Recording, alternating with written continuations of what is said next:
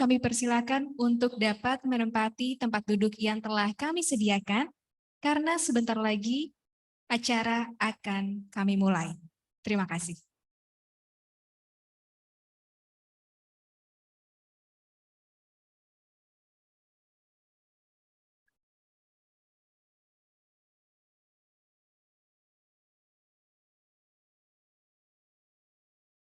Assalamualaikum warahmatullahi wabarakatuh. Selamat siang, salam sejahtera untuk kita semua. Shalom, Om Swastiastu, Namo Buddhaya, salam kebajikan. Selamat datang dalam acara Pemberian apresiasi Kementerian Kesehatan Republik Indonesia kepada kelompok kerja Risk Communication and Community Engagement atau komunikasi risiko dan pelibatan masyarakat. Yang terhormat, Menteri Kesehatan Republik Indonesia, Bapak Budi Gunadi Sadikin. Yang kami hormati, Wakil Menteri Kesehatan, Bapak Dante Saxono Harbuono. Yang kami hormati, Sekretaris Jenderal Kementerian Kesehatan, Bapak Kunta Wibawa Dasanugraha. Yang kami hormati, para pejabat pimpinan tinggi media dan pratama di lingkungan Kementerian Kesehatan.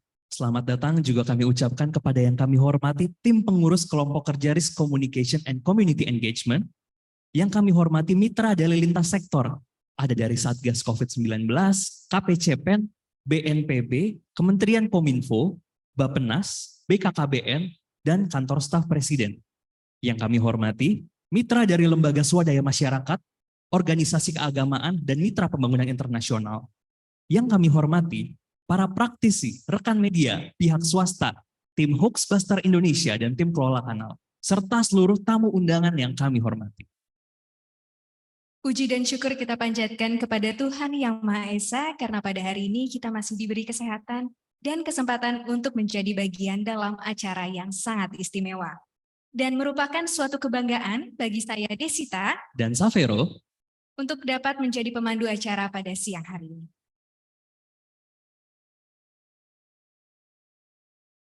Sebelum kita memasuki acara inti yaitu pemberian sertifikat apresiasi, seperti kata pepatah, tak kenal maka tak sayang, maka boleh izinkan kami Bapak Ibu untuk berkenalan sedikit dengan Risk Communication and Community Engagement atau RCCE. Untuk itu kami persilakan kepada Ibu Rizky Ika Syafitri selaku Koordinator RCCE untuk dapat memperkenalkan RCCE. Kepada Ibu Rizky Ika Syafitri kami persilakan.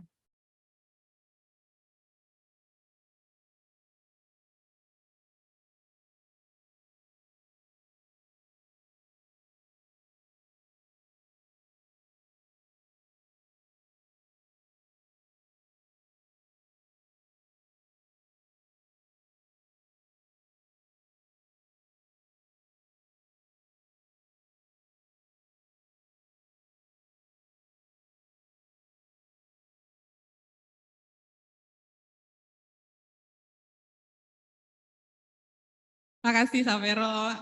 Selamat siang Bapak Ibu semua RCC. Assalamualaikum warahmatullahi wabarakatuh. Bapak Ibu, terima kasih banyak sudah hadir. Tapi yang pertama saya mau mengucapkan terima kasih banyak buat Pak Menkes, Pak Menteri Kesehatan, Pak Budi Gunadi Sadikin yang sudah menerima kami hari ini di acara makan siang sehat. Janjinya makan siang sehat ya Pak.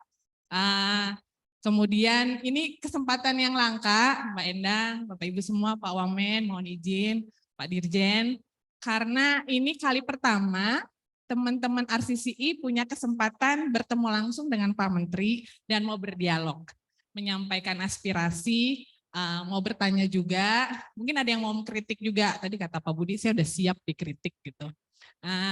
Nanti kita akan diskusi juga, ada waktunya, tapi sekarang perkenankan saya untuk cerita sedikit tentang apa sih RCCE. Teman-teman bilang kalau yang bahasa Sunda RCCE gitu ya. Kalau bahasa Indonesianya itu Risk Communication dan Community Engagement, komunikasi risiko dan pelibatan masyarakat. Ada bos saya di situ Pak Thierry, ngeliatin saya agak takut. Sejak Februari 2020, saat itu bahkan kasus pertama COVID belum diumumkan. Tapi UN Humanitarian Country Team sudah rapat barisan untuk antisipasi kasus COVID di Indonesia. Namanya juga belum COVID waktu itu, tapi lihat situasi di Cina dan negara lain semua udah mulai rapat barisan.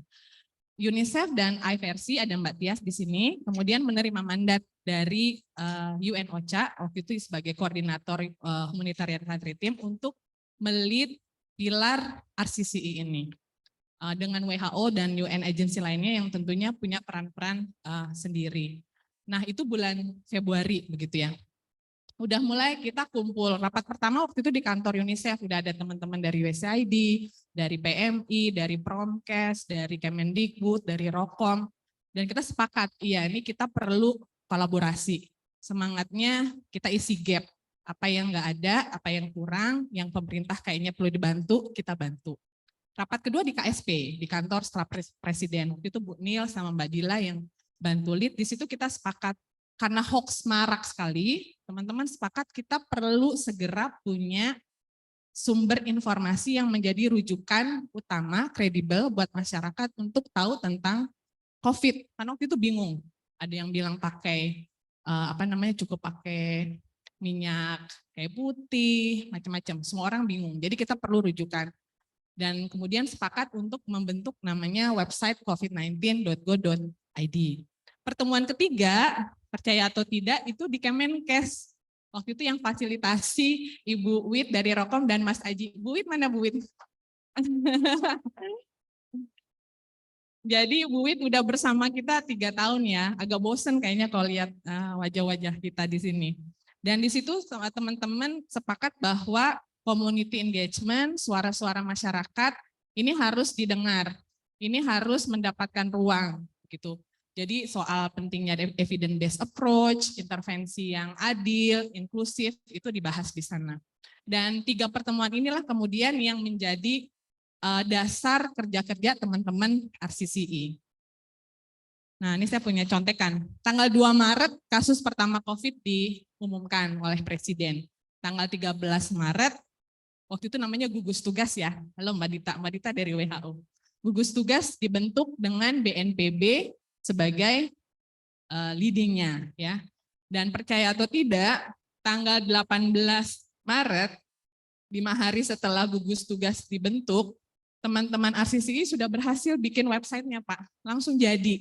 Ini proyek Roro Jonggrang masih kurang keren gitu, terus masih banyak dijebol sama hacker. Kalau Bapak Ibu ingat, jam 2 malam teman-teman nangis-nangis bingung ini websitenya kenapa gitu ya. Tapi makin lama makin bagus. Saya mau minta teman-teman yang terlibat di proses ini, terutama teman-teman dari Kominfo kalau sudah hadir, yang nyiapin domainnya sampai jadi .go.id itu juga nggak gampang.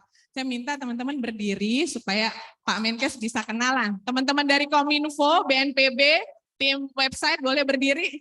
Mas Vijay, Mas Riki, Mas Kris, dari Kominfo ada juga teman-teman dari Kemenkes, ada dari KSP, ini yang luar biasa. Nah selain ini kemudian kita mau coba maksimalkan kanal-kanal informasi. Lagi-lagi intinya agar masyarakat dapat life saving information yang diperlukan supaya bisa menyelamatkan diri atau melindungi diri dari bahaya COVID. Nah kita dapat sumbangan Pak dari telecommunication provider. Ada Telkomsel, Indosat, XL, Frame, sama satu lagi Tri ya. Itu mengirimkan SMS Blast ke 200 juta nomor user selama sebulan, jadi bertahap. Isinya lagi-lagi promosi vaksin, 3M, dan lain sebagainya. Itu luar biasa dan sampai akhir tahun kemarin masih terus kontribusi. Jadi ini juga nunjukin betapa teman-teman dari swasta mau kontribusi untuk penanggulangan COVID di Indonesia. Kemudian ketika ada, oh ya saya mau lupa cerita, yang ngerumusin pesan-pesan SMS-nya banyak Pak, teman-teman. Ada Mas Risang, ada Mas Doni. Mas Doni udah hadir belum ya di sini? Kemudian nanti approval-nya tuh ke BNPB, mungkin Pak Radit belum datang. Nanti ada prosesnya, kemudian baru di-blast gitu ya dengan ID lawan COVID. Kemudian ada dukungan media center. Kalau Bapak Ibu ingat, kita punya jubir yang luar biasa waktu itu, namanya Pak Ahmad Yuryanto. Beliau bertugas selama 140 hari di Satgas dan kami juga bantu mendampingi Pak Yuri selama 140 hari. Beliau ditunjuk menjadi jubir penanganan COVID oleh Presiden.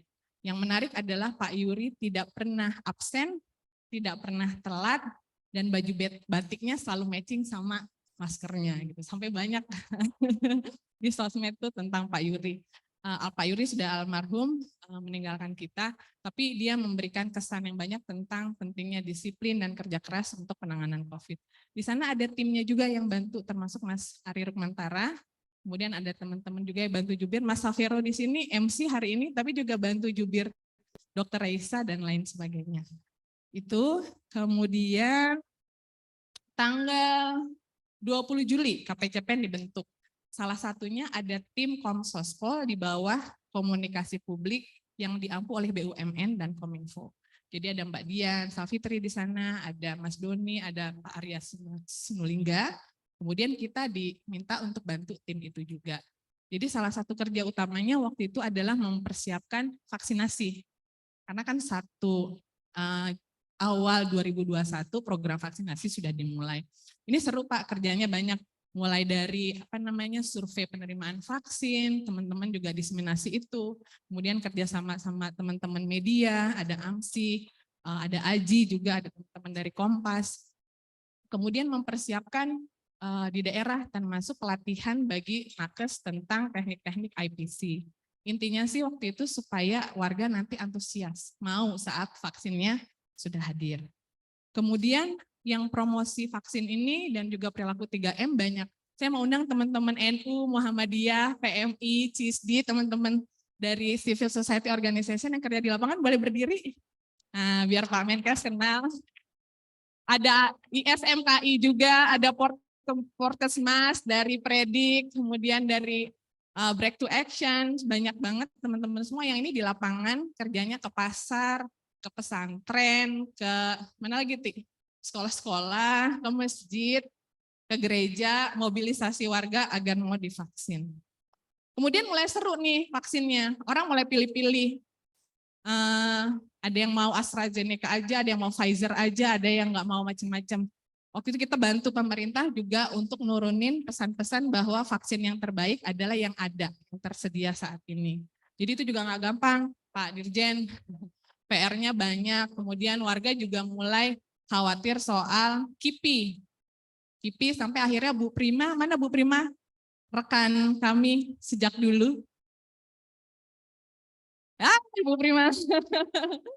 Bu Prima memastikan supaya ada website khusus KIPI. Jadi sama Komda KIPI kita kerjasama supaya masyarakat kalau ragu soal vaksin tentang KIPI-nya itu juga informasinya ada. Mohon maaf agak panjang, saya mau memastikan semua teman-teman yang terlibat bisa di-acknowledge. Kemudian isu halal haram, Pak Budi. Jadi vaksinnya terbatas, ada tapi mulai banyak yang nolak-nolak karena isu halal haram. Nah ini kita juga bantu pesan-pesan di masyarakat supaya masyarakat paham tentang proses pembuatan vaksin dan lain sebagainya. Kemudian karena hoax-nya banyak, grup Hoaxbuster dibentuk. Nah ini rame nih, ada teman-teman dari Siberkreasi, Kominfo, Mavindo, boleh berdiri teman-teman semua? Ada dari ICT Watch, Common Room. Ini Kang Gustaf dari Bandung Pak, jauh-jauh datang, kurang Sunda juga. Kang Gustaf dan teman-temannya memastikan masyarakat punya akses ke internet gitu dan edukasi tentang literasi digital juga. Kemudian, saat itu kita semua didorong pakai Peduli Lindungi. Teman-teman mulai concern nih dari Internet Governance Forums, concern keamanan datanya gimana. Terus teman-teman yang nggak punya akses ke internet atau nggak punya mobile phone gimana, rame sekali di grup. Akhirnya kita fasilitasi diskusi langsung sama Pak Setiaji. Kita undang Pak Setiajinya, kita undang Telkomselnya. Siapa lagi waktu itu yang diundang ya? Dari Kominfonya, kita fasilitasilah dialognya. Teman-teman kasih rekomendasi, kasih concern, akhirnya semakin kesini semakin baik. Jadi kira-kira fungsi-fungsinya itu. Kita juga pernah advokasi Pak ketika vaksin baru dimulai, kemudian masih terbatas hanya untuk lansia, nakes, dan pelayan publik. Tapi kita bingung nih teman-teman relawan yang ada di sini itu masuk kategori pelayan publik nggak ya? Gitu. Karena mereka padahal yang di lapangan justru. Akhirnya kita advokasi ke BNPB, waktu itu diterima sama Pak Deputi, Pak Lili, terus bersurat juga ke Pak Menkes agar kami diterima menjadi bagian dari pelayan publik agar bisa divaksinasi. Nah, terus macam-macam varian Delta muncul. Kemudian teman-teman undang kadang-kadang para ahli, karena kita semua nggak ahli kesehatan, sebagian besar tuh ahli atau penggiat komunikasi. Kita undanglah para ahli di sini. Ada kawan baik kita Pak Iwan Iriawan, Pak Pandu Riono, boleh berdiri, yang rajin banget mendampingi grup ini supaya kita terus paham gitu status pandeminya seperti apa sih, kita ada di mana, apa yang harus kita lakukan, pesan-pesan prioritasnya apa. Kadang kita undang juga Prof. Hera Sudoyo dari Eijkman untuk cerita sebenarnya mutasi virus itu seperti apa, karena teman-teman mau belajar terus tentang ini. Kemudian banyak campaign yang kita lakukan, termasuk membantu program imunisasi rutin yang cukup terdampak karena COVID-19 gitu ya. Kemudian campaign-campaign. Selamat datang Pak Radit. Pak Radit dari BNPB, Deputi. Kan Pak? Sampai mana tadi? Campaign imunisasi rutin. Kita bantu juga termasuk saat Pekan Imunisasi Nasional misalnya, juga kemarin penanganan wabah polio di Aceh. Jadi teman-teman juga lumayan concern tentang itu. Kemudian Nataru, mudik aman. Dulu pesannya kan nggak boleh mudik, sekarang boleh mudik, mudik aman. Ini teman-teman yang nurunin itu Mbak Endang, Bu Dirjen. Narasinya supaya bahasanya tuh jadi bahasa yang bisa dipahami sama masyarakat. Nggak pakai jargon, nggak pakai istilah-istilah teknis. Ini Mbak Dian dari Breakthrough Action, juga dari Asosiasi Antropologi selalu ngingetin kita untuk pakai bahasa yang rakyat ngerti. Gitu. Itu kemudian kayaknya udah, kita mau bilang terima kasih banyak untuk dukungan dari semua mitra, termasuk UN Agency, ada UNICEF, ada WHO, ada UNDP, ada UN OCHA, kemudian teman-teman donor, ada USAID, ada DFED, ada BMGF, ada macam-macam, Japan Foundation, KOICA, mudah-mudahan saya nggak lupa nyebut, ada New Zealand juga kasih funding, Bapak. Jadi itu yang kemudian menjadi amunisi buat teman-teman untuk gerak di lapangan. Kalau Pokja RCCI-nya sendiri sebenarnya fungsinya lebih memfasilitasi kolaborasi, knowledge sharing, capacity building, dan advokasi. Jadi kita yang memastikan semua kerja-kerjanya padu. Ini Mas Basra nanti akan bagi-bagi flyer, bikinnya begadang-begadang kayaknya. Akhirnya jadi juga sekilas tentang RCCI, Bapak Ibu bisa baca. Terima kasih juga buat teman-teman Bapak Ibu dari pemerintahan, KPCPEN, Pak Dida, makasih banyak selalu buka pintu buat kita, kasih masukan. Teman-teman dari Kominfo, dari BNPB, dari Bappenas, dari Kemendikbud, dari BKKBN, dan juga yang pastinya teman-teman dari Kemenkes. Kayaknya itu Pak Budi. Sekali lagi kita mau bilang terima kasih banyak, sudah diundang makan siang sehat, sudah diberi ruang untuk dialog, sudah diapresiasi kerja-kerjanya. Hari ini kurang lebih 3 tahun kita melakukan ini. Ini teman-teman yang di belakang layar yang mungkin selama ini nggak pernah kelihatan di respon COVID. Sekali lagi terima kasih Pak Budi. Kita sepakat, semangat untuk bantu terus apa yang menjadi tujuan bersama masyarakat Indonesia sehat dengan mengedepankan prinsip-prinsip tadi. Kita mau evidence based, kita mau adil, dan juga mau inklusif. Kita pernah dapat banyak masukan dari teman-teman Komnas Disabilitas dan juga IHSP tentang betapa materi-materi yang kita kembangkan kurang aksesibel buat teman-teman yang dengan disabilitas. Akhirnya beberapa perbaikan juga dilakukan. Karena misalnya soal warna aja di website, mereka agak susah bacanya. Atau di webinar-webinar, akhirnya kita sepakat sekarang selalu ada bahasa penerjemah. Jadi hal-hal itu yang akan kita dorong. Dan rohnya di sini adalah kolaborasi, semangatnya mengisi gap, dan kita akan terus kasih rekomendasi termasuk kritik gitu kalau misalnya ada hal-hal yang kami rasa perlu diperbaiki dari Kemenkes.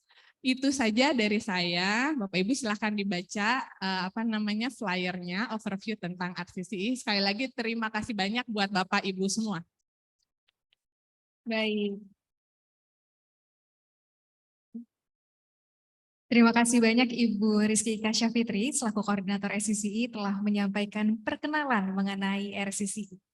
Dan Bapak Ibu yang terhormat, sesaat lagi kita akan mengikuti bersama pemberian sertifikat apresiasi oleh Menteri Kesehatan Republik Indonesia kepada kelompok kerja Risk Communication and Community Engagement.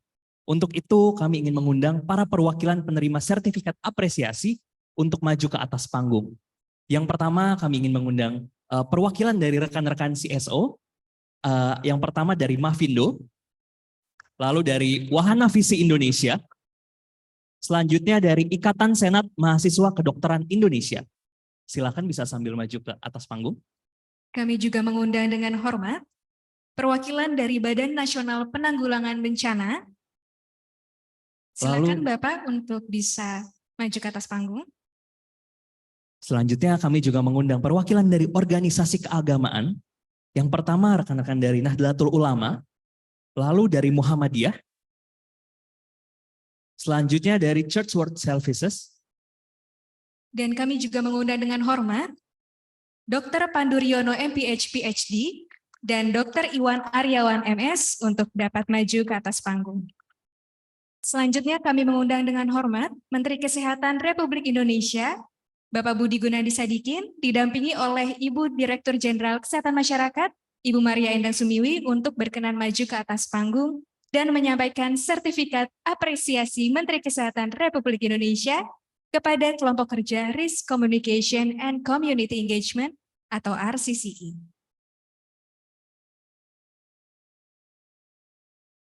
Mari kita bersama-sama menyaksikan pemberian sertifikat apresiasi kepada perwakilan dari kelompok kerja Risk Communication and Community Engagement.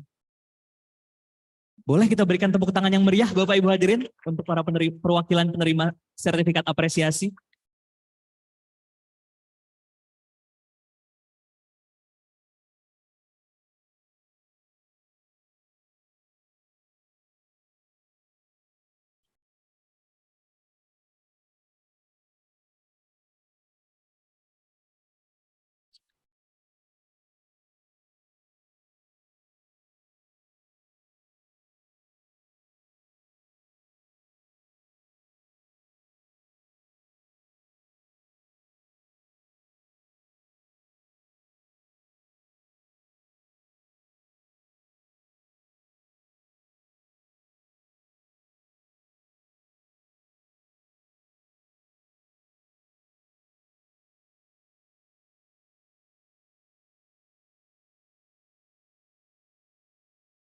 Baik.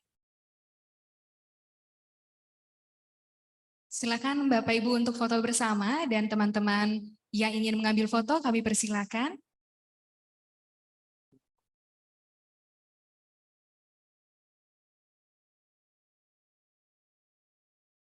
Inilah perwakilan penerima sertifikat apresiasi dari CSO, pemerintah, organisasi keagamaan, dan praktisi.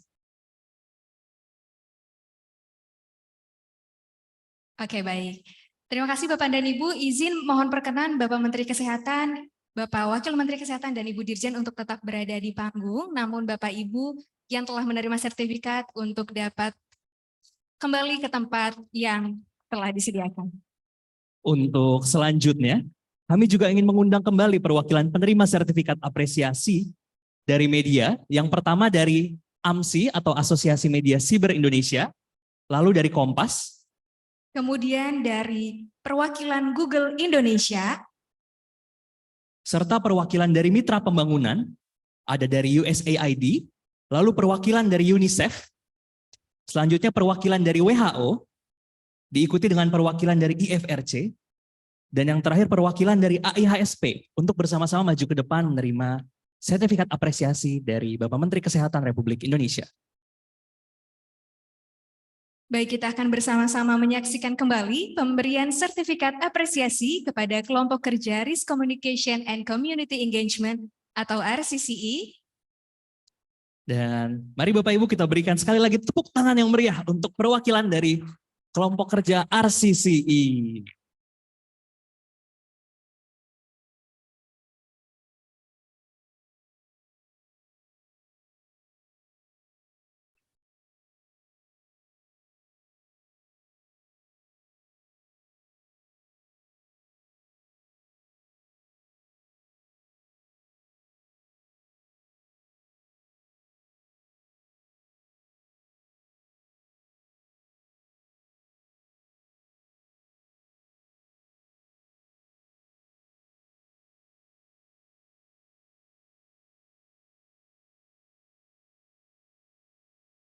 Baik, boleh diberi tepuk tangan Bapak dan Ibu untuk perwakilan kelompok kerja.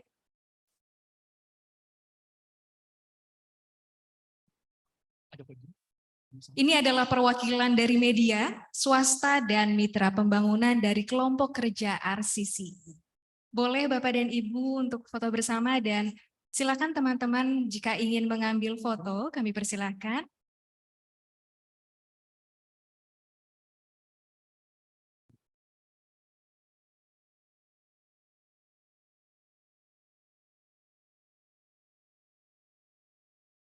Oke, baik. Terima kasih teman-teman dan silakan Bapak dan Ibu untuk kembali ke tempat duduk yang telah disediakan. Mohon izin kepada Bapak Menteri Kesehatan untuk tetap berada di atas panggung dan berkenan menyampaikan sambutan pada acara siang hari ini.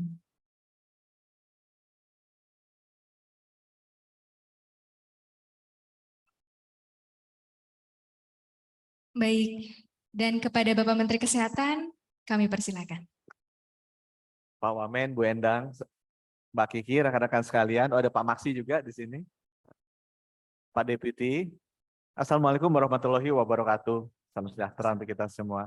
Jadi pertama saya ingin ucapkan terima kasih teman-teman yang sudah membantu Indonesia sejak COVID ini teridentifikasi di bulan Maret 2020. Dan alhamdulillah karena kerjasama kita bersama, kita bisa menangani pandemi ini dengan baik. Saya sempat ditanya sama Pak Presiden, gimana caranya kok saya banyak dipuji nih, kenapa pandemi bisa ditangani dengan baik, Pak Menkes. Saya jawabnya apa? Jawabnya karena Menkesnya tidak kerja. Oh, kenapa? Karena yang kerja orang lain kecuali Menkesnya. Gitu. Menkesnya hanya datang foto-foto gitu kan, jalan-jalan. Yang kerja ya TNI, ya Polri gitu kan, BNPB, alumni SMA 8, alumni UGM gitu kan.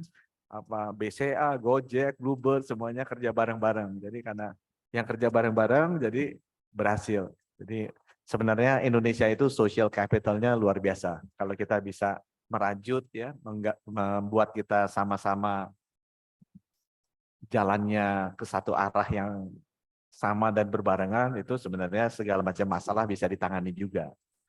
Nah itu yang saya bilang ke teman-teman di Kementerian Kesehatan, yuk jangan berpikir bahwa ini bisa diselesaikan sendiri. Masalah kesehatan itu terlampau besar. Kalau kita selesaikannya sendiri secara eksklusif, pendekatannya program semua harus begini, harus begitu, nggak bakal jalan. Ini harus bersama-sama, harus inklusif, harus ngajak orang lain, harus mendengarkan orang lain gitu. Tadi saya baru dengar apa tuh? MMS sama IVA gitu. Mikronutrien sama tablet tambah darah.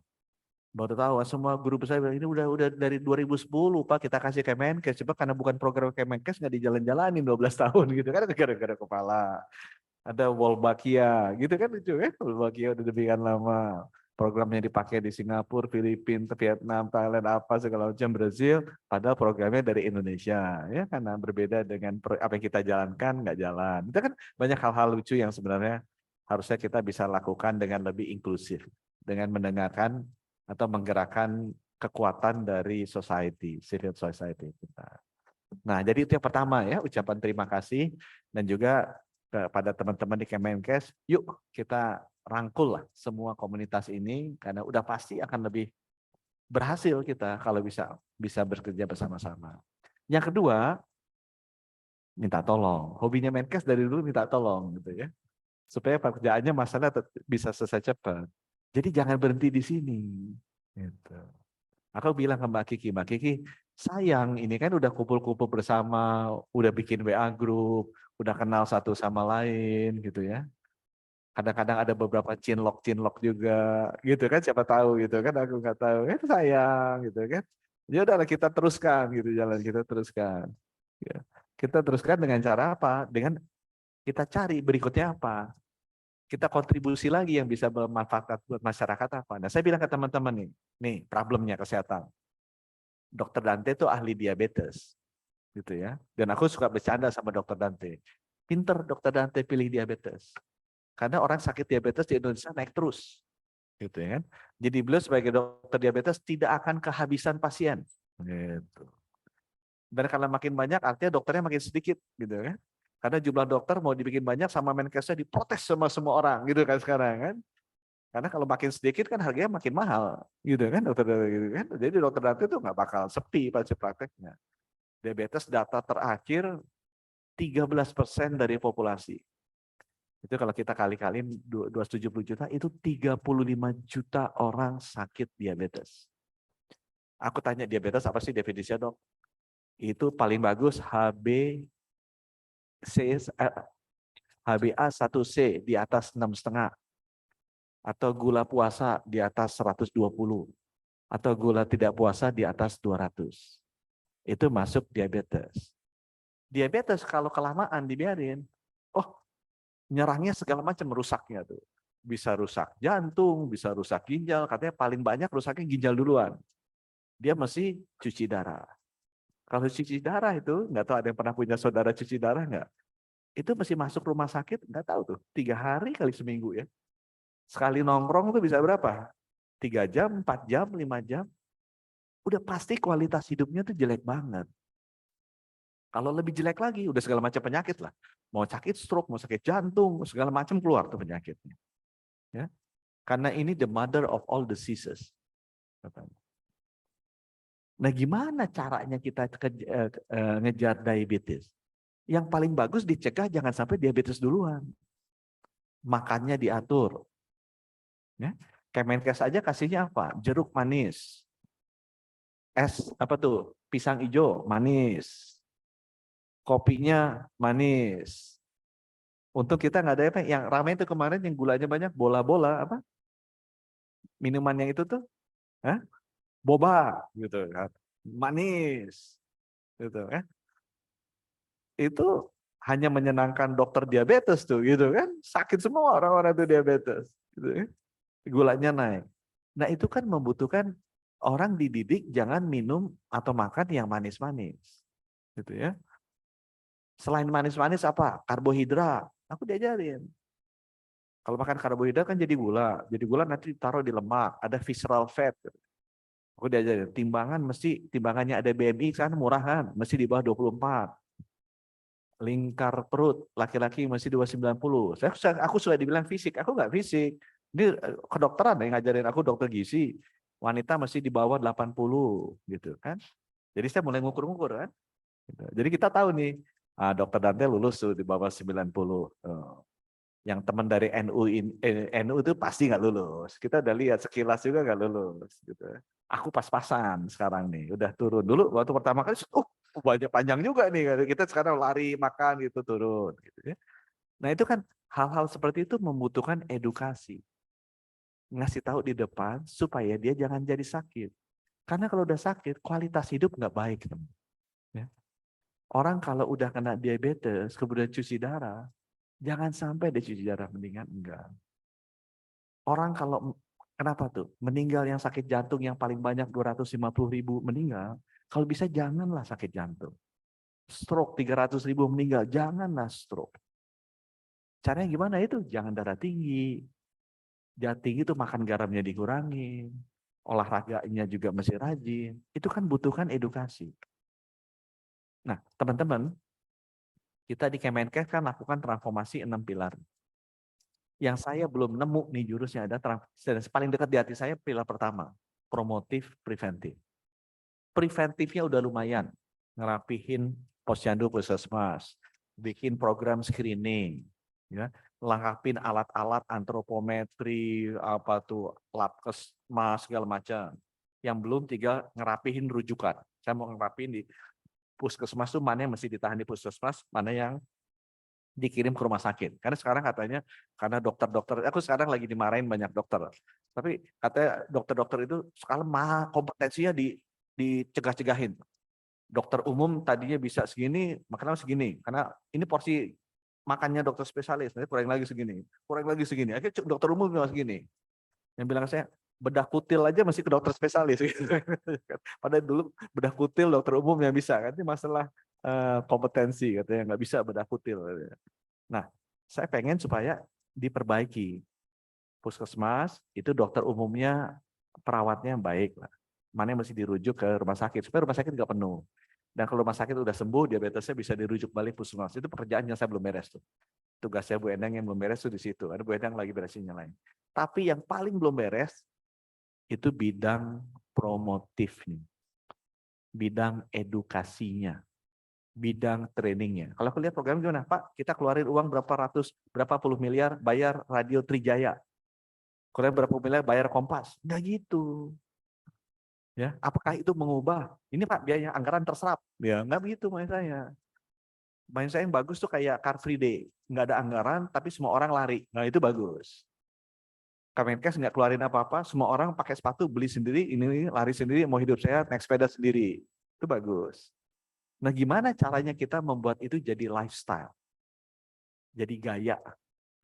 Gimana kita pindah dari intervensi pemerintah jadi partisipasi masyarakat? Nah itu ilmunya teman-teman tuh. Itu aku bilang ke Ibu Endang, belum beres tuh tugas Ibu Endang di situ tuh, Promkes. Ya. Dan menterinya kan gregetan nih, makanya cepet-cepet terus. Itu belum beres tuh Promkes. Karena aku maunya geser ke sana. Nah saya ngeliat teman-teman, you have the power and ability to do it. Nah bantu kita. Karena percaya kalau itu bisa digeser, orang merasa bahwa kesehatan itu adalah milik dia, bukan milik pemerintah, itu baru akan selesai urusan ini. Tapi supaya dia merasa miliknya dia itu mesti diedukasi, mesti dikasih tahu, mesti di training. Itu baru selesai. Kalau nggak akan selesai. Pemerintah nggak mungkin intervensi terus, maksa terus, bikin program terus, ratusan miliar triliunan nggak ada gunanya. Mendingan uangnya dikasih untuk program promosi agar kita bisa mengedukasi masyarakat itu jadi mindi, aduh saya nggak mau lah gemuk. Ibu senang banget kayaknya itu. Aku nggak mau gemuk, kenapa? Kalau gemuk nanti aku cepat mati. Aku mendingan kurus. Itu baru dokter Dante yang ngerasain.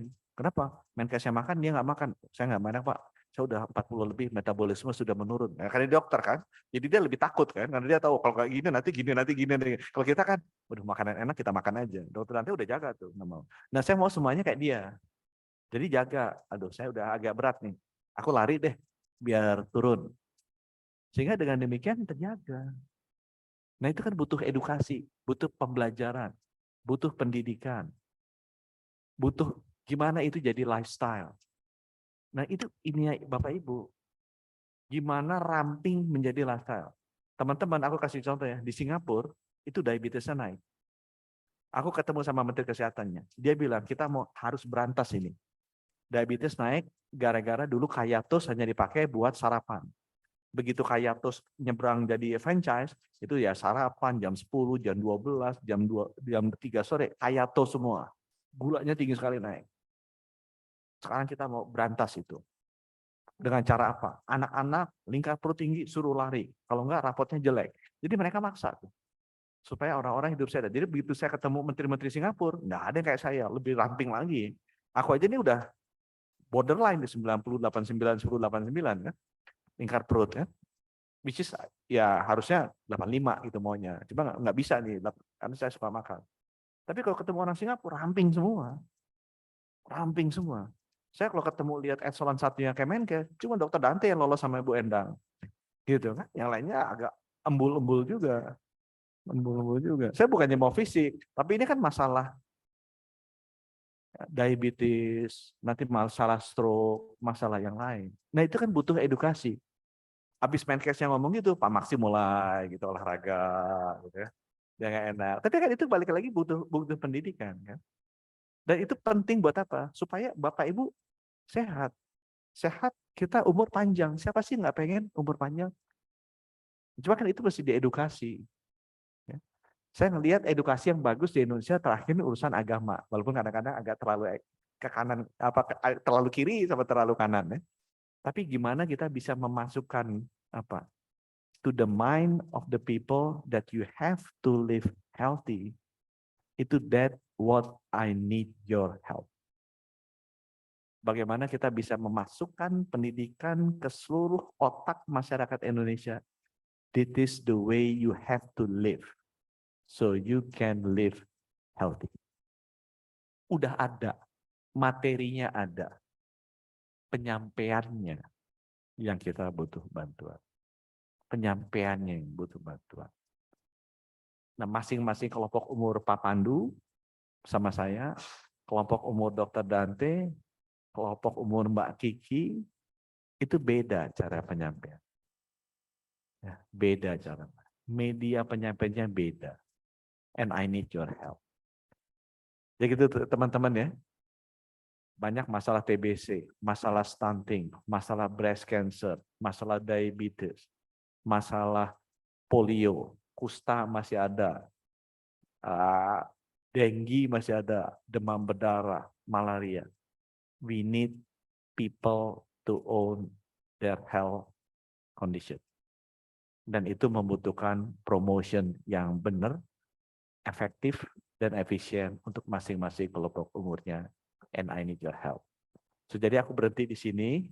Habis ini ada namanya Direktur Promkes Ibu Wiwit. Bu Wiwit berdiri dulu dong. Udah. Ibu Wiwit perban saya. Jadi Ibu Wiwit, aku tinggal 1 tahun 10 bulan lagi. I'm counting my time. Jadi orang-orang suka, kenapa sih Bapak ngejarnya mingguan-mingguan, seminggu lagi beres, seminggu lagi beres. Kita tinggal 1 tahun 10 bulan lagi gitu kan. Jangan lu pikir bisa bebas-bebas. You will see hell until the Menkes leave gitu kan artinya. Gitu kan. Mereka kapan nih Menteri Kesehatan kita diganti nih biar cepet-cepet gitu ya. Tapi aku bilang Ibu Wiwit kerjasama sama mereka. Pick beberapa topik yang very important for the public ya, untuk kesehatan masyarakat, and dorong itu. Ya. Aku bilang diabetes is one of the problem yang besar. Jantung, stroke itu penyakit matinya banyak. Bisa nggak kita rapihin di edukasinya supaya bisa deteksi dini? Teman-teman tahu kan, cancer itu kalau stadium 4 breast cancer, 90% chance you will die. Kalau teridentifikasi 10% stadium 4 90% you will die. Kalau stadium 1 teridentifikasi 90% you will live. Perempuan suruh deteksi kanker pakai mamografi. Takutnya melihat kenyataan bukan main. Istriku aja takut. Gitu kan. Mamografi itu, wah takut, berarti ketahuan. Padahal kalau dia ketahuannya stadium 4 mati, dia lebih takut ketahuan daripada takut mati, gitu kan? Perempuan Indonesia, aku nggak ngerti itu. Takut Pak, kalau diperiksa dipencet-pencet, gitu, sakit sekali. Nanti takut ketahuan. Padahal kalau dia ketahuannya dini, dia selamat. Kalau dia ketahuannya belakangan, 90% die. Gitu kan? Itu kan butuh edukasi. Wanita-wanita Indonesia banyak yang breast cancer loh. Itu kematian pertama tuh buat cancer di wanita. Itu kan butuh edukasi. Tolong di-educate. Udah pernah mamografi? Oh. Apa? Gua ya iseng-iseng aja tuh. Ngecek. Yang pakai ini Ibu USAID.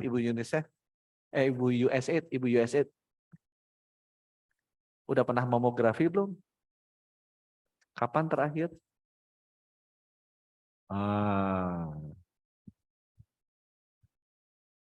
Oh, aku nggak nanya dia kapan mamografi, 5 tahun yang lalu Pak.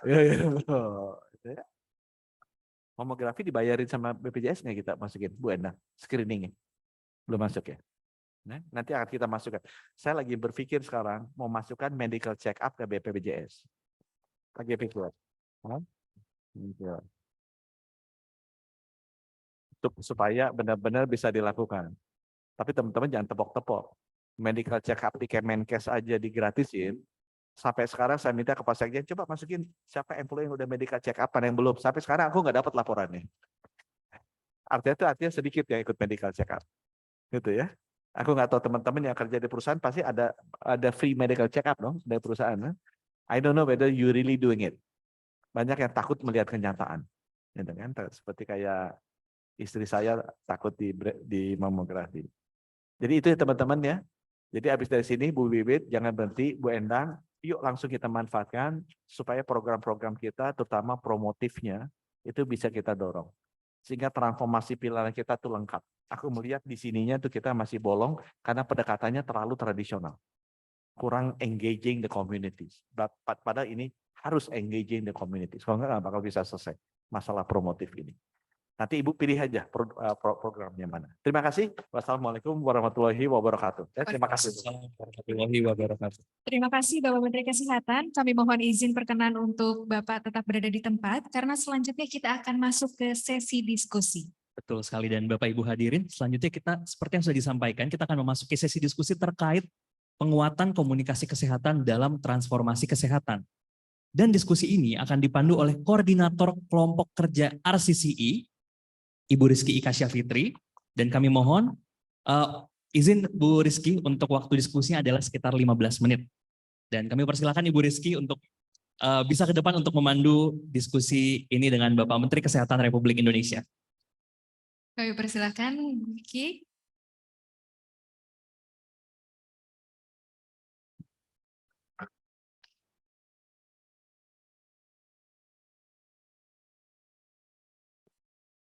Baik teman-teman, sekarang kesempatan buat teman-teman semua untuk nanya. Tadi Pak Menkes sudah cerita panjang lebar tentang diabetes gitu ya. Tadi sebut-sebut stunting juga, TB dan segala macam. Pak Menkes kemarin di pertemuan terakhir dengan Pokja RCCI minta ayo dong bantu teman-teman punya keterampilan, punya skill, punya jaringan di aspek komunikasi risiko dan pelibatan masyarakat. Sayang sekali kalau ini kemudian hilang. Sayang sekali kalau kemudian ini tidak bisa dimanfaatkan untuk isu-isu kesehatan, masalah kesehatan prioritas lainnya. Dan sebenarnya kalau dari teman-teman RCCI, kita mau jaga juga kelompok kerja ini untuk antisipasi. Jangan sampai nanti ketika ada health emergency lainnya, kita gerubuk-gerubuk semua dari awal lagi gitu. Jadi itu semangatnya. Saya kasih kesempatan buat teman-teman bertanya. Tadi Pak Budi sebut health reform agenda. Itu sebenarnya kayak apa sih operasionalisasinya gitu ya. Dan di lapangan nih apa nanti yang bisa kita kontribusi begitu Pak. Jadi mungkin saya persilahkan di sesi ini teman-teman untuk tanya, kasih rekomendasi, klarifikasi, mengkritik juga boleh, dan yang lain sebagainya. Jadi saya buka mungkin 2 orang penanya dulu di sesi. Sebenarnya Bu Endang gini ya, bikin 3 bulan sekali Ibu Endang ngumpulin, 6 bulan sekali sama aku.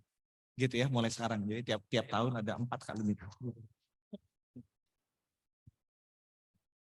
Dan Pak Menkes sudah ada di WhatsApp grup ya. Jadi udah berhenti kita perang-perang stiker karena ada Pak Menkes jadi agak nahan-nahan untuk nggak perang stiker lagi. Oke teman-teman, untuk sesi pertama saya persilahkan untuk 2 orang bertanya Mbak Dian. Mbak Dian ini dari JHU, Breakthrough Action USAID dan juga Asosiasi Antropologi Indonesia. Tadi ada yang di belakang udah angkat tangan duluan. Dr. Maki dari NU. 2 dulu ya. Oh, dan Mas Gaib dari AMSI. Nanti kalau ada waktu kita bisa buka sesi selanjutnya. Yang mana Pak? Ini Mbak Dian dari Mbak Dian Rosdiana. Nanti biar Mbak Dian memperkenalkan diri. Silakan Mbak Dian. Baik, terima kasih Pak Menteri. Saya Dian. Saya sebenarnya bekerja untuk Johns Hopkins Center for Communication Program. Di Indonesia ada program yang namanya Breakthrough Actions. Kita sudah lama sekali kerjasama dengan Bu Endang, Bu Wit, dan teman-teman dari Direktorat Imunisasi juga. Nah, kaitannya dengan ini sebenarnya Pak Menteri, kami mau sedikit sharing saja. Ketika pertama kali kita mencoba menginisiasi upaya-upaya untuk pencegahan, salah satu challenge yang terbesar buat kami adalah pengumpulan data, Pak. Jadi data itu begitu tersebarnya, bahkan di dalam Kemenkes sendiri juga tersebar, Pak. Nah, saya bertanya ke Bapak, mungkin pembelajaran dari COVID-19 ini, saya dengar-dengar Bapak sudah mulai menyatukan semuanya gitu, secara pelan-pelan. Nah, harapan saya adalah mungkin Bapak bisa menjelaskan dan bisa mengurangi keresahan kami gitu ya Pak. Karena untuk membangun komunikasi, untuk membangun community engagement, kita perlu data yang solid. Nah, apakah nanti rencana Bapak ini bisa memudahkan kerja-kerja kami, harapannya begitu Pak, untuk kegiatan yang bukan hanya COVID saja, tapi juga health priorities yang lain Pak. Terima kasih. Jadi aku jawab langsung ya. Nanti di WA Group Ibu Wit dan tanggung jawab ya. Kalau ada pertanyaan harus dijawab cepat sama orang Kemenkes. Orang Kemenkes tuh hobinya nggak pernah jawab. Di DPR, di apa nggak pernah jawab. Jadi harus dijawab. Nomor 2, ajak itu Setiaji sama kepala DTO masuk ke grup. Karena itu yang pegang data, Bu. Ya. Nah, data itu masuk di pilar nomor 6, transformasi teknologi kesehatan. Itu udah keluar aturannya, Bu. 17 Agustus tahun lalu. Aku kasih deadline. Jadi bukannya ke depan gimana, aku kasih deadline. Desember 2023 tahun ini, semua rumah sakit, semua lab, semua puskesmas dan klinik, semua apotek, datanya, format data kesehatannya harus standar dan kita pakai format internasional. Dan yang kedua, harus interchangeable. Harus bisa ditukar-tukar. Sesuai dengan standar protokolnya Kementerian Kesehatan. Jadi aku suka kasih contohnya. Contohnya seperti data perbankan. Kalau ibu punya ATM Mandiri, bisa colok di ATM BCA, tarik tunai. Ibu punya kartu kredit misalnya BRI Indonesia, ibu ke New York, gesek, bisa. Itu kan data ibu paling rahasia di sini diakses kan dari New York. Data kartu kredit ibu limitnya berapa, masih ada apa enggak gitu kan. Data ibu di BCA diakses dari ATM Mandiri, nggak pernah ada masalah. Karena formatnya sama dan interchangeable. But you take this for granted. Sebenarnya itu udah ada di dunia keuangan. Aku mau kayak gitu. Jadi manfaatnya apa? Contohnya ibu periksa ke Prodia. Begitu ibu periksa Prodia, besoknya langsung masuk tuh ke peduli lindunginya ibu. Oh, kolesterolku segini, trigliserid segini, gitu kan. HbA1c-nya segini. Oh, tinggi nih kolesterolnya. Saya medical check up lah besok ke Pondok Indah minggu depan. Medical check up. CT scan-nya besoknya CT scan-nya keluar, EKG-nya keluar, langsung di datanya ibu. Ya, kemudian nanti beli obat kolesterol tinggi nih. Beli obat apa tuh? Kolesterol itu apa sih? Dok, selain Livalo, Dok, apa? Sin apa? Lipitor gitu kan, beli Lipitor, beli apa? Beli obat langsung keluar obatnya. Ya. Ibu punya Apple Watch masuk juga, terintegrasi jadi satu. Sehingga demikian itu data masuk kan, standarnya formatnya sama. Apapun vaskesnya, apapun jenisnya. Kalau ibu tiba-tiba, kayaknya diabetes, ke dokter Dante lah gitu kan. Ibu sebelum dokter Dante, ibu bisa, WA, dok ini NIK saya udah kasih one time, nanti dokter Dante akan di WA oleh Kemenkes dikasih one time password untuk lihat data saya. Jadi sebelum saya datang, dokter Dante udah lihat, oh dia medical check up setahun sekali rajin, begini. Oleh Prodia terakhir begini, dia beli obat apa. That's what I will do at an individual level. Dan itu agregatnya ada. Jadi nanti kita tahu tuh, kecamatan sini yang hipertensi ada berapa banyak. Yang desa ini ternyata yang darah tinggi berapa banyak. Desa ini ada rabies. Kecamatan ini ada dengue. Gitu-gitu bisa kelihatan semua. Ya. Dan itu harus masuk ke satu database platform yang namanya Satu Sehat. Dan saya akan buka itu publicly without names. Gitu, secara agregat level. Nah. Tepuk tangan dong. Jadi bisa diakses ya Pak, terutama buat teman-teman untuk bisa merumuskan strategi, pesan-pesan kunci dan lain sebagainya. Tapi ini mungkin teman-teman yang dari ICT Watch, Siberkreasi, mau tanya nggak tuh soal isu keamanan data? Biasanya teman-teman kalau udah mulai ngomong data agak khawatir nih Pak. Aku bilang itu semua orang khawatir keamanan datanya. Aku ikut perbankan, aku hidup perbankan kan. Bapak Ibu pernah protes nggak? Pakai datanya diakses sama perbankan yang lain. Bapak Ibu punya akun BCA, tiba-tiba gesek kartu kreditnya BCA di mana? IDC-nya BRI. Nggak pernah protes kan? Keamanan datanya standarnya standar itu aja. Ya, udah nyaman kan? Bapak Ibu dengan standarnya perbankan nyaman nggak? Itu data pribadinya kan? Bapak Ibu keluar negeri kepikir nggak diakses datanya? Ibu gesek kartu kredit kan diakses datanya. Gitu kan? Jadi kalau pikir Pak gimana keamanan data? Ikut perbankan aja deh. You have experienced it in your life for the last 5 or 10 years. Protes nggak? Nggak protes kan? Tenang nggak? Tenang kan? Ya udah kayak gitu kata Vina. Oke, Mas Ibe mau respon nggak tuh? Silakan, mic-nya mana? Ini masih B dari ICT Watch, Cyber Kreasi, teman-teman yang kemarin diskusi sama Pak Setiaji juga waktu peduli lindungi. Silakan. Ya, terima kasih Mbak Kiki. Salam hormat Pak Menteri. Jadi memang isu terkait dengan keamanan data menarik, apalagi setelah kemarin tahun 2022 kita sudah punya undang-undang PDP, Pak. Jadi memang beberapa kasus yang kita dapat pembelajaran dari masa COVID-19 kemarin adalah bagaimana pertukaran data baik itu terkait vaksinasi, terkait hal-hal yang terkait pandemi ini menjadi isu karena memang bisa diakses oleh yang tidak berhak. Nah, ini mungkin juga menjadi catatan kita ke depannya bagaimana undang-undang PDP nantinya itu bisa menjadi dasar buat semuanya, dan juga yang lebih penting dari itu adalah edukasi ke masyarakat ataupun organisasi-organisasi pegiat seperti yang ada hadir di ruangan ini. Karena apa? Ya kita juga ini banyak yang belum tahu Pak undang-undang PDP isinya apa gitu ya, bagaimana nanti sanksi hukum dan lain sebagainya. Ini yang perlu menjadi catatan ketika kita nanti juga bergerak di isu-isu komunikasi risiko. Bagaimana juga masyarakat juga sadar akan pentingnya menjaga data ini, apalagi sekarang kasus-kasus yang ya banyaklah kita lihat cyber crime terkait dengan scamming ataupun phishing, ini yang menjadi catatan juga di kami dari ICT Watch untuk melakukan edukasi-edukasi itu. Jadi mungkin sedikit saja mungkin saran buat kita juga memperhatikan bagaimana isu-isu keamanan data termasuk juga edukasi literasi digital bisa kita sisipkan di dalam komunikasi risiko di masyarakat, karena bagaimanapun kita tidak mungkin terpisah lagi dengan namanya dunia digital. Itu aja, makasih banyak. Ya, sama sih, misalnya saya bilang, Mas kan punya data di bank kan. Ini sama kayak data vaksinasi. Oh, data vaksinasi bocor, udah divaksin apa enggak? Saya kadang-kadang garuk-garuk ya. Kita sebagai nasabah bank kita bank apa? Kalau ketahuan orang kan nggak pernah marah kan? Iya kan? Tapi kalau vaksin kita ketahuan marah, gitu. Aku kadang-kadang ya ini itu mesti dilurusin mana yang private, mana yang enggak. Gitu. Buktinya data bank Anda nggak pernah marah. Setiap kali Bapak mau gesek kartu kan Bapak kasih itu ke tokonya. Itu tokonya tahu dong Bapak punya banknya bank apa kan ketahuan. Kan? Pernah ada yang protes nggak? Oh ini kebocoran data. Ternyata data semua orang punya bank apa ketahuan kan? Nggak pernah orang protes kan? Karena orang udah tahu kalau banknya ketahuan nggak ada masalah. Kita nasabah bank mana? Buktinya kartu kredit kita dikasih semua orang. Begitu vaksin ramai, oh kebocoran data segala macam. Loh emang data vaksin waktu itu dibuka ke semua orang supaya tahu kan mana yang divaksin mana enggak. Nah itu emang butuh edukasi.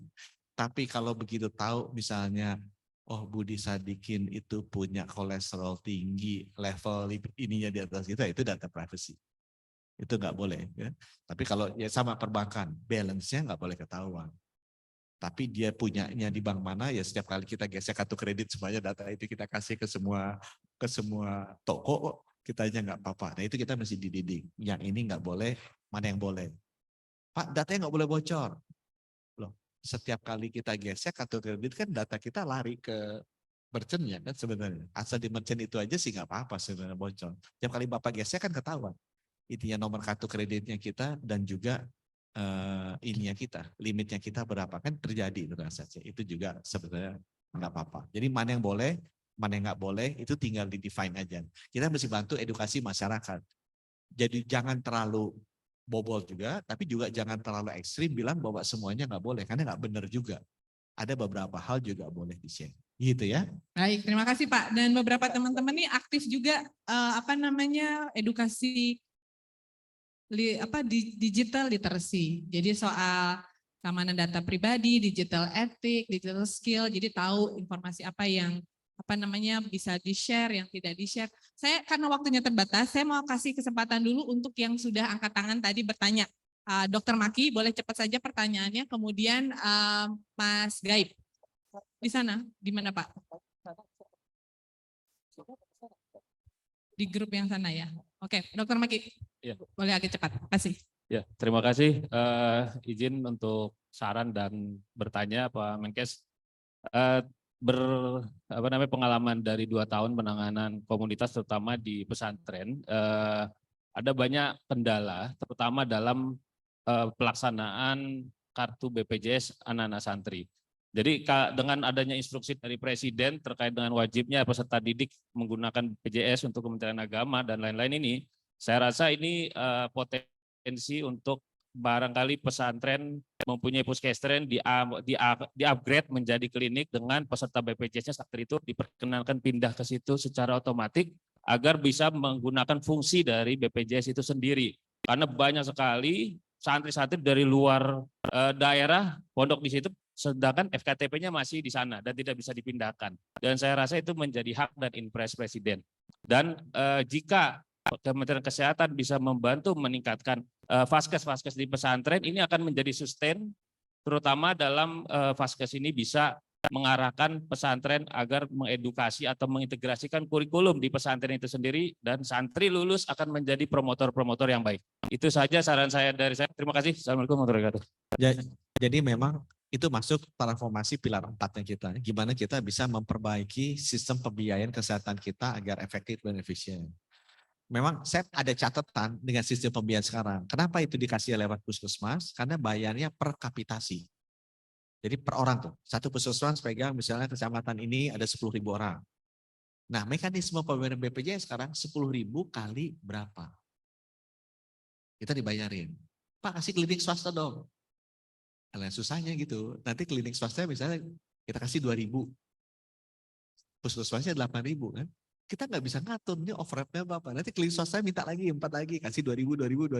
Oh ternyata jadi 12.000 pada penduduknya 10.000. Saya sebenarnya lebih setuju. Aku bukannya nggak setuju sama kapitasi, tapi saya lebih setuju sebenarnya pembiayaan itu harusnya diberikan perlayanan preventif. Misalnya imunisasi. Jadi bayarnya jangan per orang, per imunisasi bayar berapa. Dia screening tusuk darah diabetes, bayar berapa. Dia screening misalnya hipertensi, bayar berapa. Dia lakukan kunjungan rumah enggak, bayar berapa. Dia bikin seminar seminar ibu hamil, bayar berapa.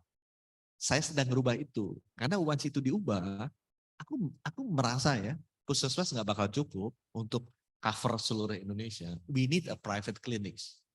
Cuma modelnya mesti dibenerin dulu. Itu tugasnya Ibu Endang. Gitu kan. Makanya aku jangan jadi Ibu Endang terus.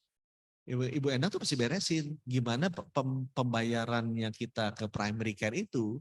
Jangan hanya per kepala. Karena kita nggak tahu kita bayar orang apakah uangnya dipakai buat apa. Nggak tahu juga. Tahu-tahu dia nggak imunisasi. Tahu-tahu dia nggak pernah screening. Tahu-tahu dia nggak pernah nimbang baiknya. Dia nggak pernah ANC. Nggak pernah SG. Ya kita buang uang dong. Harus bayarnya per aktivitas. Ya. Jadi nanti kalau nanti itu udah beres, emang aku ngejar-ngejar Ibu Endang terus. Tadi udah bisikin sama Kiki, Ibu Endang teman saya di Indonesia baik banget. Kayak masuk sana stres karena sering dimarahin Pak Menkes, gitu kan. Sebenarnya saya bukan marahin, emang tone-nya nggak sabaran aja, karena waktunya tinggal sedikit lagi. Tapi dengan nggak sabaran itu beres kok. TBC aja sekarang 700.000 apa gitu. Boleh tanya Pak Pandu sama Pak Iwan, gitu kan. Gitu ya. Jadi itu aku janji diberesin. Kalau tanya kejar Ibu Endang tuh. Ibu Endang mesti beresin rubah dari kapitasi perlayanan. Begitu dibuka nanti buka private clinic aku kasih. Dah, tuh si ini nih si Mbak Tani. Ya. Silakan Mbak Tani. Bu Endang PR lu Bu Endang itu pembayaran lu Bu Endang. Rubah. Terima kasih Pak Menteri. Mudah-mudahan nggak nambahin PR-nya Bu Endang ya. Saya Tani, kadang-kadang USAID di Indonesia, tapi kadang-kadang juga civil society. Nah kali ini bertanya sebagai civil society ya Pak. Bapak kan selama menjadi menteri tentu sudah sering jalan ke berbagai pelosok di Indonesia. 34, mungkin sekarang 37 provinsi ya Pak. 38. Okay.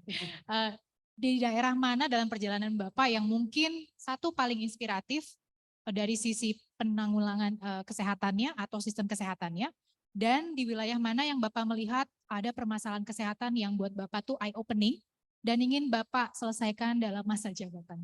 Terima kasih. Saya tuh lebih suka kalau yang bagus-bagus biasanya aku nggak datengin. Ya, aku datenginnya yang problem-problem. Karena sebagai pejabat, kalau kita datang, ini pengalaman saya, itu diberesin. Sama orang bawahan saya diberesin gitu kan, sama pemda-pemdanya diberesin. Jadi aku sering datang yang jelek dengan harapan bahwa nanti diberesin. Kalau enggak kan enggak bakal diberesin. sama orang-orang itu. Nah, beberapa daerah aku udah pernah kemana ya, ke pedalaman Banjar pernah, ke Niki-Niki di Nusa Tenggara pernah, Timur ya. Kesehatan. Kalau saya sebagai Dirut Mandiri, aku udah datengin 514 kabupaten kota, kecuali 2. Tiga, satu di Gul, kemudian di Pulau Sumba, aku nggak pernah, sama Nias, itu aku nggak pernah sebagai Dirut Mandiri. Tapi yang lain aku udah pernah datengin. Semua Papua tuh kabupaten kotanya aku udah pernah datengin. Ya, pakai pesawat kecil Susi Air, terbang-terbang. Jadi sehari bisa 3 kota kita datengin, buka cabang, tengokin pegawai di sana. Ya. Nah, cuma pengalaman saya, memang itu tadi yang saya bilang ke Bu Endang.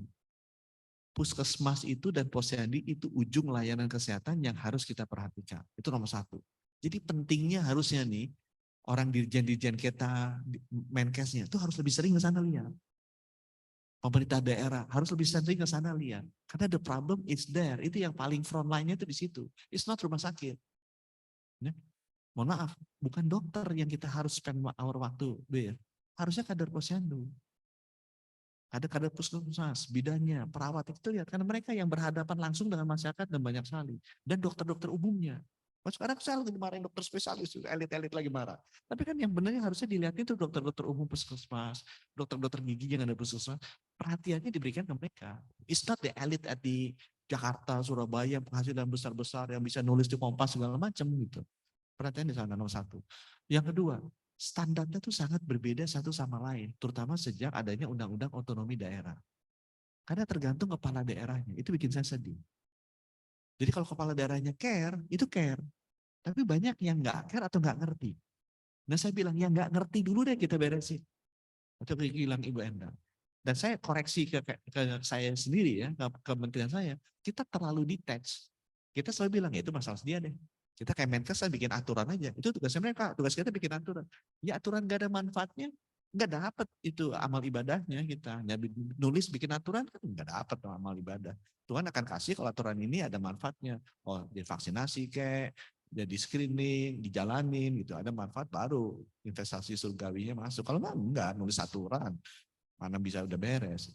Nah, saya ngerasa itunya tuh kurang tuh eksekusinya supaya pelayanan kesehatan bisa rata ke seluruh daerah. Jadi itu sebabnya kenapa saya bilang primary care itu kalau kita mau ke depannya jadi negara maju masyarakatnya sehat, that is the key. Problemnya tuh di situ.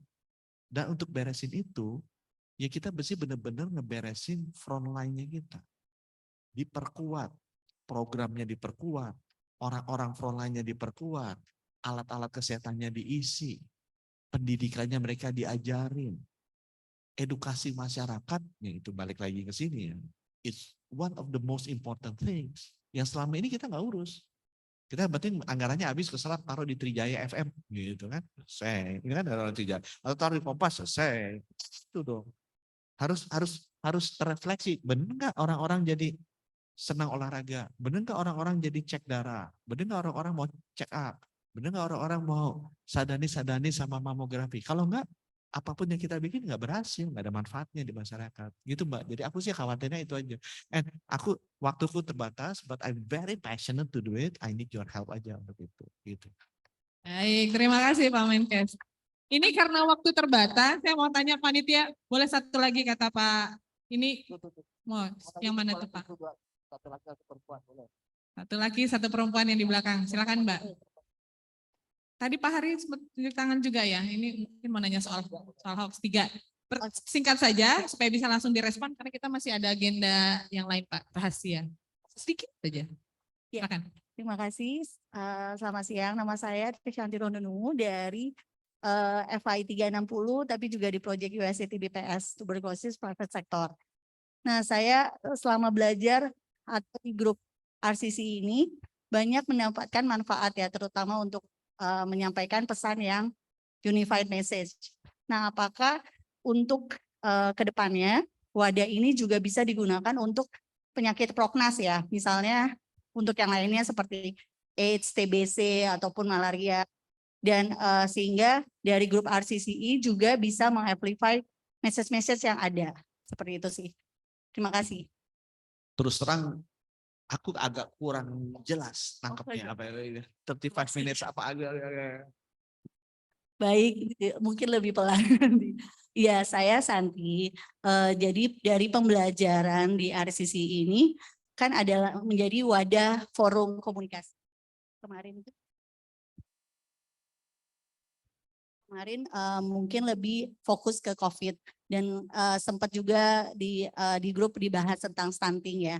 Nah, tapi kalau kita lihat dari ada juga penyakit SPM misalnya dari 12 indikator itu mungkin ataupun dari penyakit-penyakit yang di program nasional, apakah itu juga bisa diterapkan ke penyakit Jawabnya tersebut? bisa Bu, emang itu yang kita mau. Gitu ya. Baik. Nah, mungkin nanti bisa kita pikirkan ke depannya berarti ya, Pak Menteri. Boleh, Bagaimana? nanti sama Ibu Wiwit sama Ibu ini. Saya maunya buat semua. Jadi nggak hanya buat stunting aja. Itu stunting contohnya aja ya. Tapi kalau ada yang lain teman-teman, I'm very open and very willing. Oke, jadi memang itu ya Mbak. Jadi ke depan kelompok RCC ini bukan hanya untuk penanganan COVID, tapi juga untuk masalah kesehatan prioritas. Ini yang mungkin teman-teman dari kemarin mau tanya, yang masuk kategori kesehatan prioritas itu yang mana Pak? Kan banyak nih, ada PTM tadi Pak Budi sebut diabetes, kemudian ada stunting.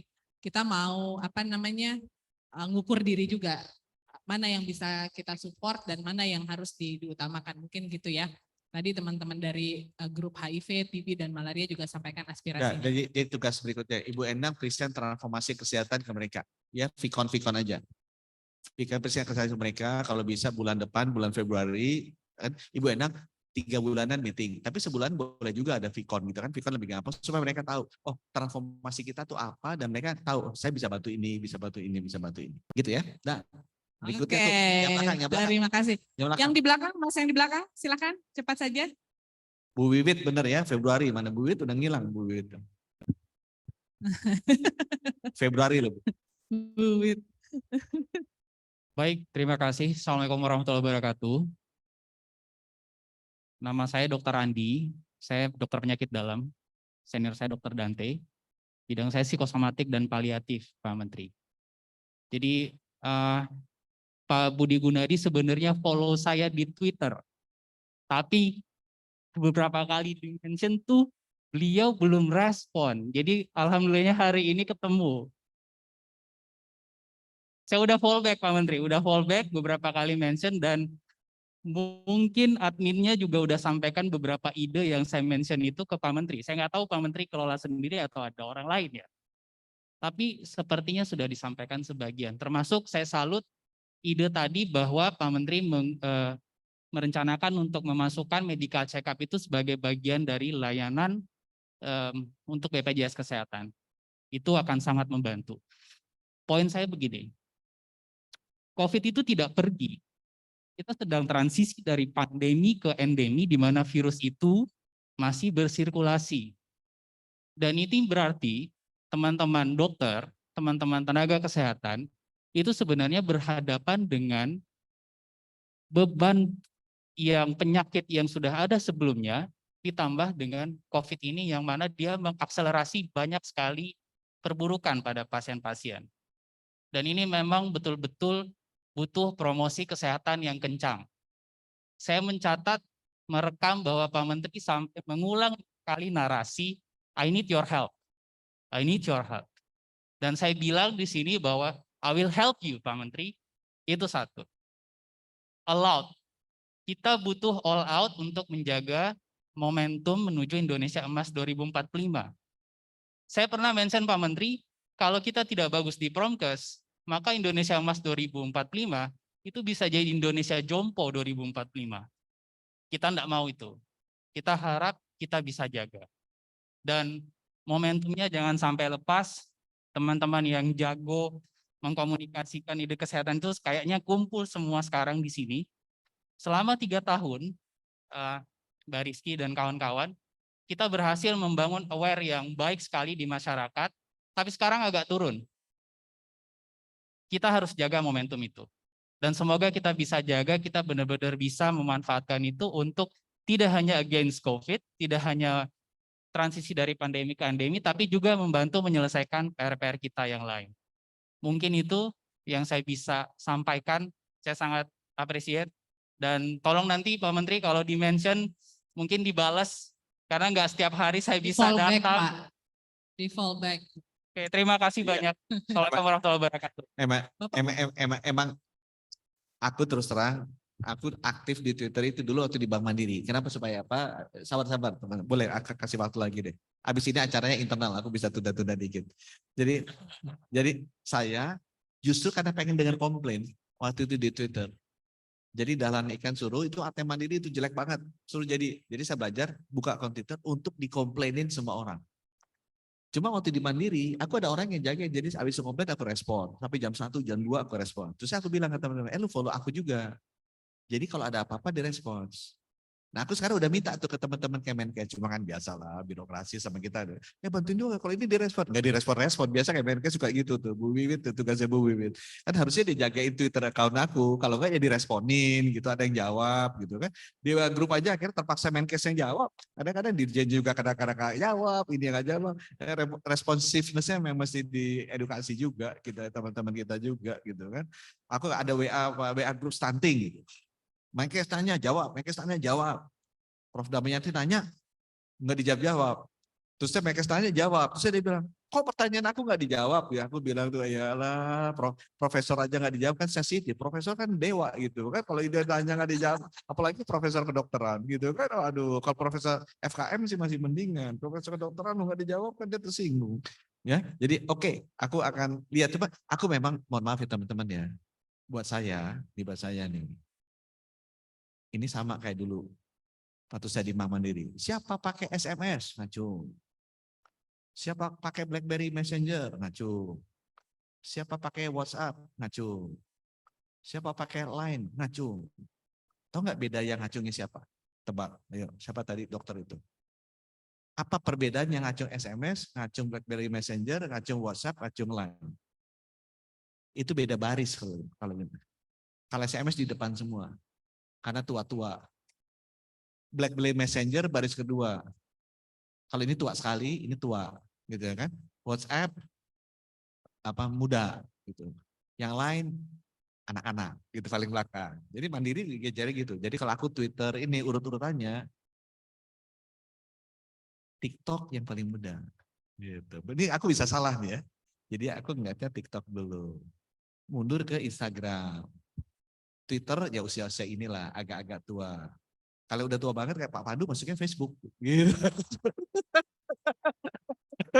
Jadi aku lihat Facebook paling jarang gitu kan. Ya Twitter nomor 2 paling jarang. Mohon maaf, aku lebih sering lihat Instagram daripada lihat Twitter. Gitu. Dan aku sekarang udah lebih sering lihat TikTok daripada ini. Kan kemarin favorit banget tuh Menkesnya masuk TikTok tuh. Ngomongin DPR masuk TikTok gitu kan.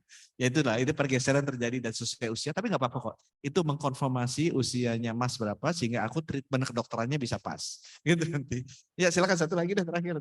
Ini saya dimarahin sama Mas Basra sama Mas Fadli nih. Saya udah diplototin. Ini terakhir ya Pak.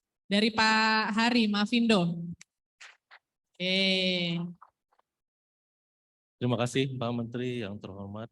Jadi wabah COVID kemarin mengungkap realita ternyata masyarakat kita juga diserang oleh wabah lainnya yaitu wabah hoax. Bahkan termasuk keluarga saya sendiri juga kena, tante saya ada yang wafat karena menjadi korban percaya pada hoax tersebut. Dan di tahun politik ini juga biasanya menyebabkan kuantitas dan kualitas hoax meningkat drastis dan jadi berdampak ke semua bidang termasuk kesehatan. Alhamdulillah selama ini kami mendapat banyak bantuan dan dukungan dari teman-teman di RCCI, UNICEF, dan bahkan CDC.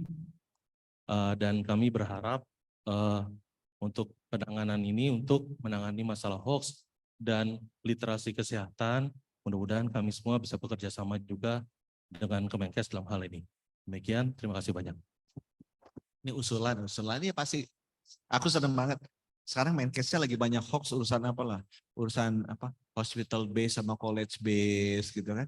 Kemarin masuk hoaxnya tuh, hoax ini primary care apa sih yang aku masuk TikTok tuh paling banyak aku lagi nyebar apa tuh viral tuh urusan apa? Oh urusan ini biaya kesehatan.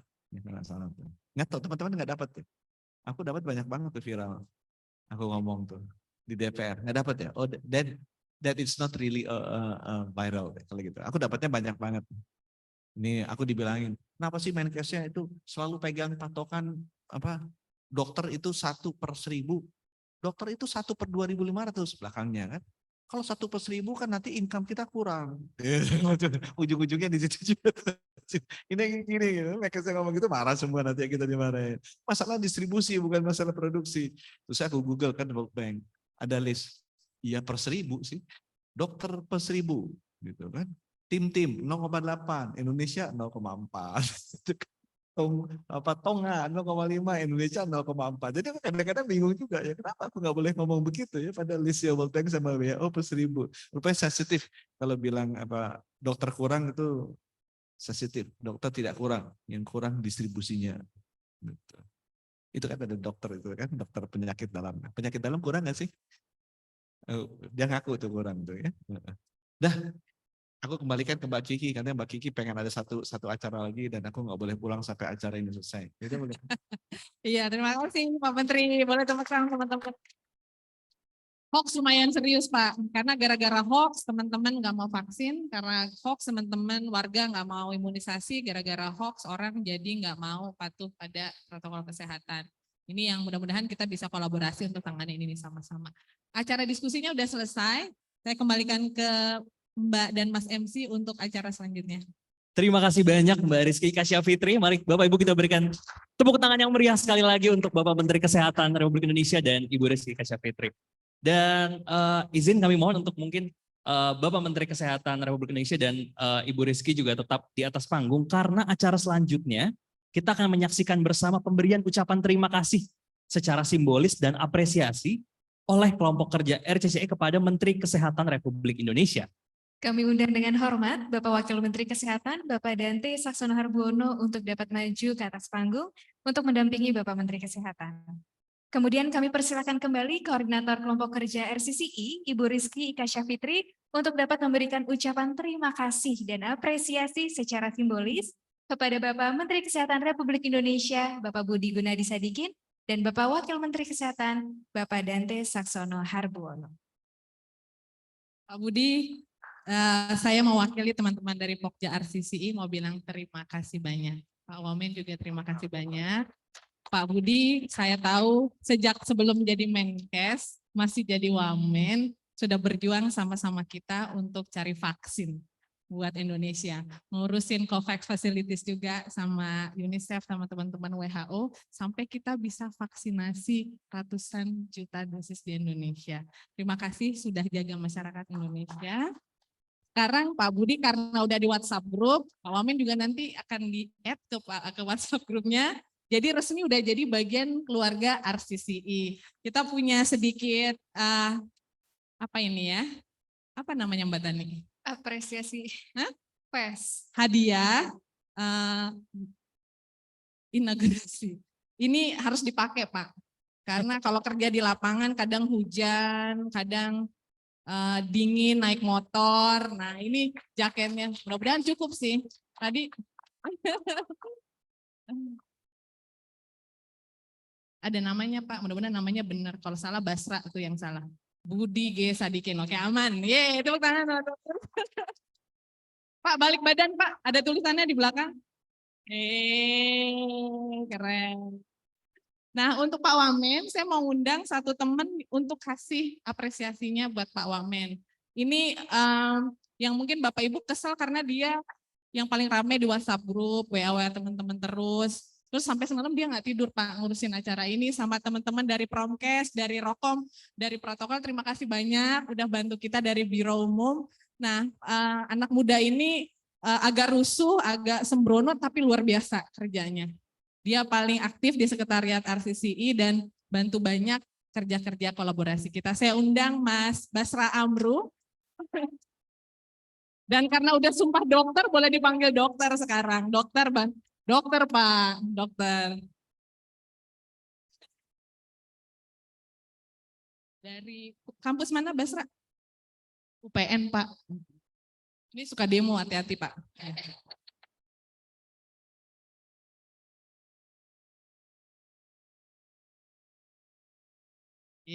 Terima kasih banyak Pak Wamen.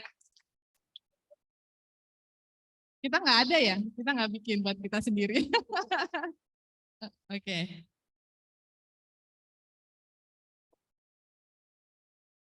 Bapak dan Ibu hadirin sekalian, kembali kita berikan tepuk tangan yang meriah atas pemberian ucapan terima kasih dan apresiasi dari kelompok kerja RCCI kepada Kementerian Kesehatan. Baik, terima kasih dan kami persilakan kepada Bapak Menteri, Bapak Wakil Menteri, Mas Basra dan Ibu Rizky Kasyafitri untuk dapat berkenan kembali menuju tempat duduk masing-masing.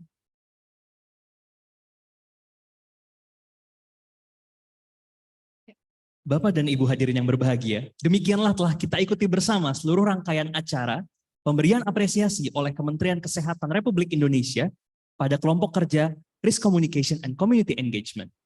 Dan Kementerian Kesehatan sekali lagi ingin mengucapkan terima kasih atas kontribusi yang telah dilakukan oleh kelompok kerja RCCI dalam upaya merespons dan mendukung secara penuh terhadap penanggulangan COVID-19 dan juga kolaborasi yang sangat luar biasa dengan berbagai bidang. Besar harapan kami kolaborasi yang sangat hebat ini dapat terus kita tingkatkan bersama-sama untuk dapat mewujudkan transformasi kesehatan. Terima kasih atas kehadiran Bapak dan Ibu tamu undangan. Sukses selalu untuk kita semua. Saya Desita dan Savero, kami pamit undur diri. Akhir kata, Assalamualaikum warahmatullahi wabarakatuh. Dan mohon izin Bapak dan Ibu, kita bisa foto bersama terlebih dahulu. Bapak dan Ibu, mohon izin untuk Bisa ke depan ya mungkin. kami bantu dari protokol, Bapak dan Ibu untuk bisa Foto bersama. foto bersama.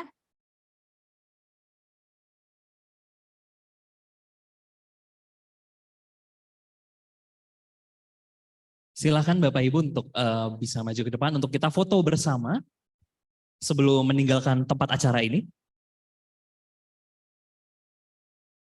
Oke, Ya, baik. Bapak Ibu semua bisa silakan langsung untuk ke depan. Baik. Bisa di atas, Bapak- langsung naik ke panggung yang merah. Bapak Ibu bisa langsung ke depan dan langsung ke atas di panggung yang merah Ya, untuk silakan. kita foto bersama-sama. Silakan untuk dapat naik ke atas panggung. Silakan Bapak Ibu semua. Oke, baik. Silakan Bapak dan Ibu kita percepat untuk bisa foto bersama dengan Bapak Menteri Kesehatan, Bapak Wakil Menteri Kesehatan dan jajarannya. Silakan Bapak Ibu mungkin kita bisa sedikit lebih percepat lagi biar bisa langsung foto dan bisa melanjutkan aktivitas masing-masing. Boleh naik ke atas panggung Bapak dan Ibu untuk segera menempati beberapa yang kosong. Ya, silakan. Oke, dari rekan-rekan media akan mengambil gambar. Oke, boleh dibawa. Silakan Bapak dan Ibu untuk bisa menyesuaikan kembali posisinya untuk foto bersama. Pastikan Bapak Ibu melihat kamera yang cukup banyak. Oke, silakan Bapak dan Ibu jika ada gaya yang gaya bebas mungkin ya. gaya bebas. Yang lebih santai. Ternyata Bapak Ibu ya. Mau pura-pura ngobrol, nunjuk awan.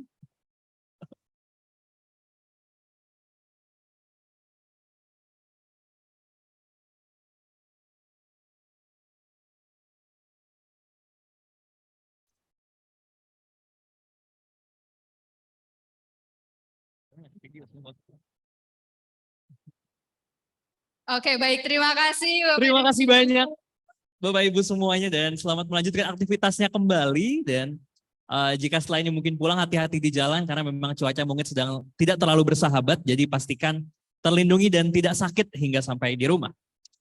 Selamat siang dan sampai jumpa.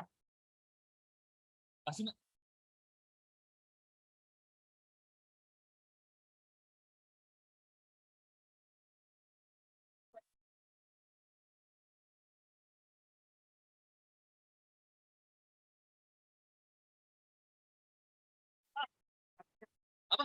Nyanyi kita. Kamu tuh ke Bandung? Di kantornya ngajak nongkrong dulu. Iya, harus mah.